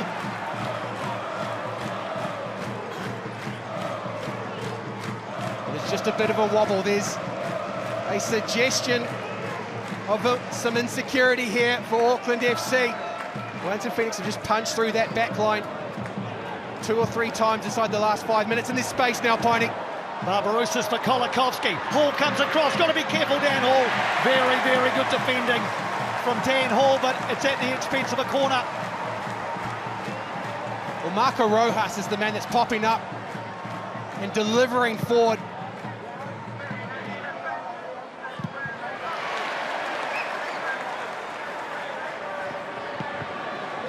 That was done, Piney. It was all over.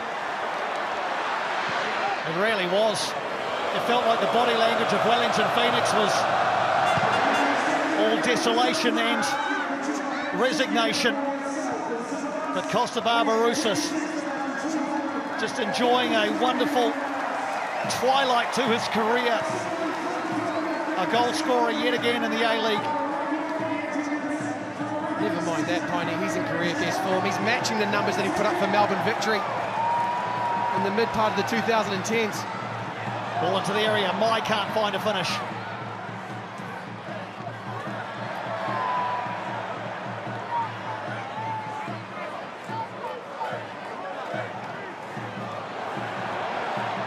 Ball in the area for Moreno. Pulls it back into the penalty arc. Ishiga can't get it past Sakai. Sakai running into a bit of a cul-de-sac. Has he got a friend to help out? Might not need one, Hiroki Sakai. Good tackle by Sutton. Well played by Rojas to get away from Toomey. Running into green grass and open spaces, Marco Rojas. Well, he wanted to run there from Oscar Van Hattem. Costa Barbarouses has come short.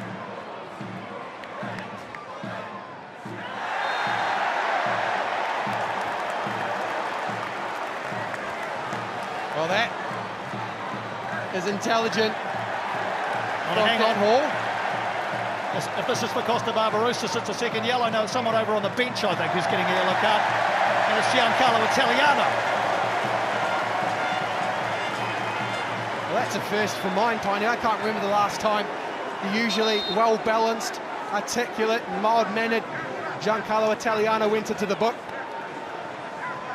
Let's not forget also he throws away shirts. If his team loses, he's worn that one a lot. I think it's one of his favourites, the mauve, purple, lavender combination. Well, it has to be lucky, Piney, because it's blue, and that's not advisable to wear the opposition's colours in a derby day. Foul on halfway on Rojas. It's becoming more and more influential. A couple of minutes of regulation time, and you'd have to think 4 or 5 extra minutes to be played. Well, Auckland is shrinking. They've committed numbers back. They're now in a back 5, but there's space for the Wellington Phoenix to exploit. We're starting to see Costa Barbarouses pop up with regularity.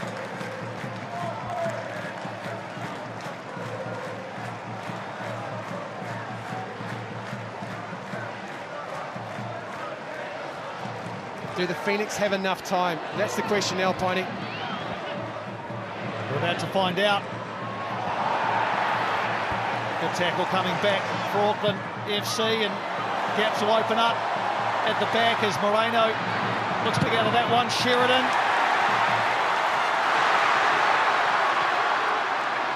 Gallegos.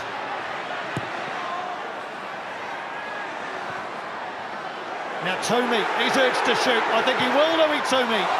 He just at the last moment thought about the chip into the top corner, didn't he, Louis? Well, Louis Toomey that time and space, and this is all about fatigue. The Wellington Phoenix simply can't get close to him. Unleashes from all of 20, 25 yards. Not hit with conviction, though. We just saw Danny Hay off screen there, getting up and telling Cam Howison and Felipe Gallegos they need to get in front of the back line. They need to deny space.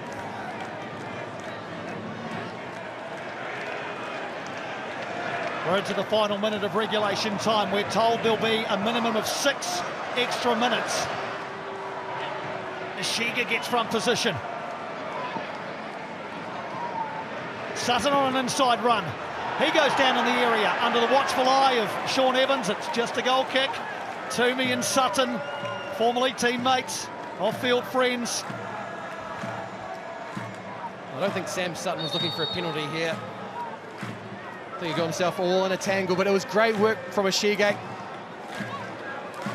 Circled back around to give the Wellington Phoenix supporters time to get there. Confirmation of the 6 minutes.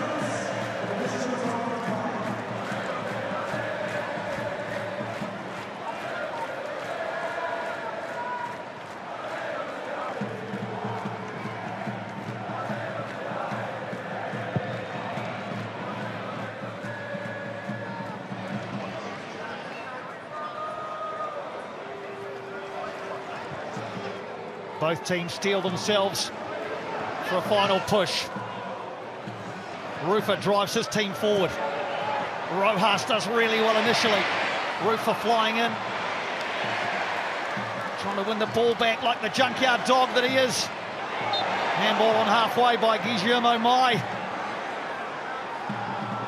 As we saw last week, so in the last game for the Wellington Phoenix, up against Melbourne Victory, there's just such a wariness about where Marco Rojas is and also how to deal with him, and that here today is leading to a byproduct, which is more space for Alex Rufer.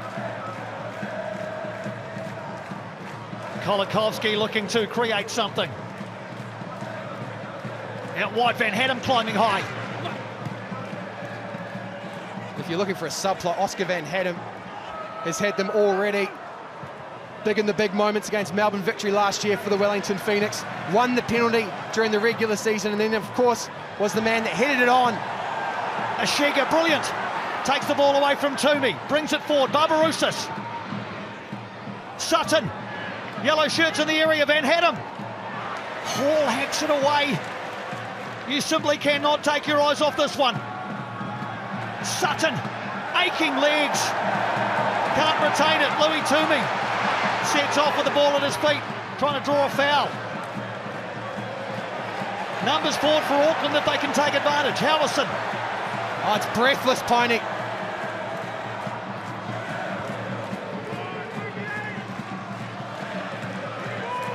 Gallegos. Toomey. Is it time to soak up some seconds in the corner? No. Howison, a little shift of body position, makes room for the shot. Cam Howison. Well, the demands, the physical and mental are there. The Phoenix are happy to concede the space as long as they keep Auckland in front. And Cam Howison with a wayward shot gives the ball back to the Phoenix. Costa Barbarouses and Dan Hall together. It's been a battle all day. Nando Peinecker clears his lines. Oh, the cavalry couldn't get there, Piney. It was great work from the Phoenix's catalyst, Costa Barbarouses. Again, just playing off Dan Hall. Starting on the left-hand shoulder, then dipping in. A little diagonal dart from centre to wide. It's been so productive. in the last 15 minutes.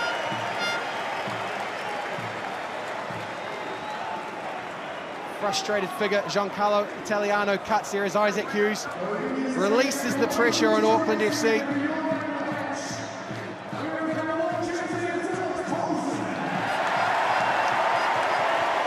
Auckland FC trying to wind down the clock.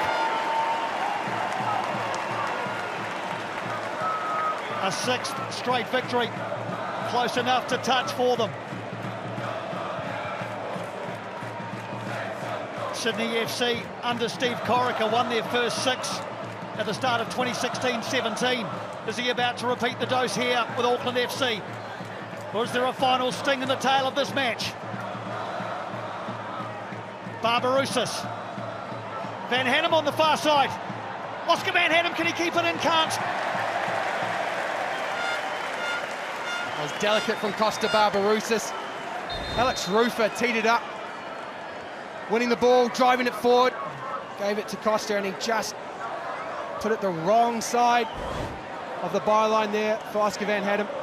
Corbin Piper in his hometown going to get 90 seconds at the end in place of Sam Sutton. Get the feeling he'll just play up top. Speaking of utility, a man that has been used by the Wellington Phoenix at centre-back, which is where Adam Griffiths said they see him playing long-term, but played right back against Melbourne Victory for Birkenhead United, his club team here in Auckland, played in the number 10 spot, so he is not unfamiliar with playing in an advanced position. It's Wellington now who have to defend. Moreno into the area. Moreno will save Oluwayemi. What a thrilling piece of action in the 96th minute of a breathtaking contest. Well, it's Auckland adulation for the charisma shown by the Colombian. Cuts inside once, twice, gets the shot off, and that is an athletic save. Great speed from Oluwayemi to defend that near post.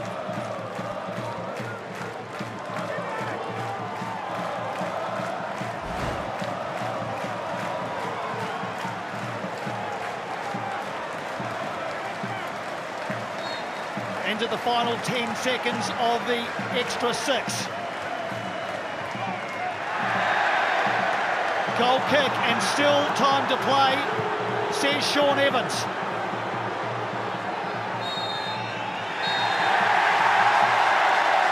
Breathtaking, barnstorming, brilliant game of football. Electric blue in the derby. 6 on the bounce for Auckland FC. Uncharted territory.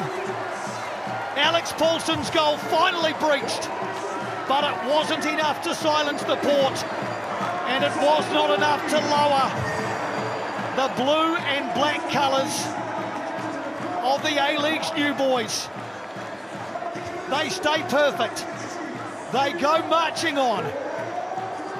Costa Barbarouses with a late goal to make things really interesting at the end, but Nano Painika is the owner of the winner.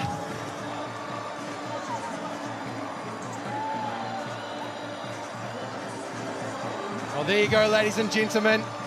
It's happened again. The message from the port, very clear. They're 2 from 2 up against their neighbours from the south.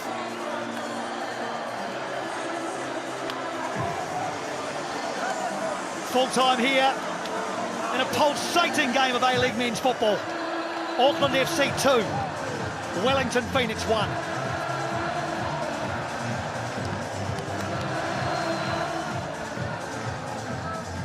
What a game. What an occasion. What a cauldron. Where else would you rather be than right in the middle of that? It was breathtaking. It was absolutely remarkable, Piney. 90 minutes condensed into 10 at the end gave us a finish that everyone had paid good money to come here and see, and in my mind, received their value and some. Let's go down sideline where Jeff Wilson is alongside the closer, Tommy Smith. Well, Tommy, congratulations. These don't come easy, these games. The foundation of this win, it's taken 96 minutes. What was critical in terms of this performance? Obviously going 1-0 up always helps in games, and then getting the second goal, but listen, we knew they were going to come out and try and get revenge for the game at their place, and they gave us a real good game today. I think they were much improved from the game before, but we clung on for the win, and that's the main thing. Real physical encounter though. How do you counter that as a team? How do you keep your emotions in check? Obviously we both gave as good as we got, but sometimes you get away with a few things early on in games, which I think they did, which would perhaps have been yellow cards later in the game, but that's football. And yeah, we just got a battle. Obviously we came out on top today. Different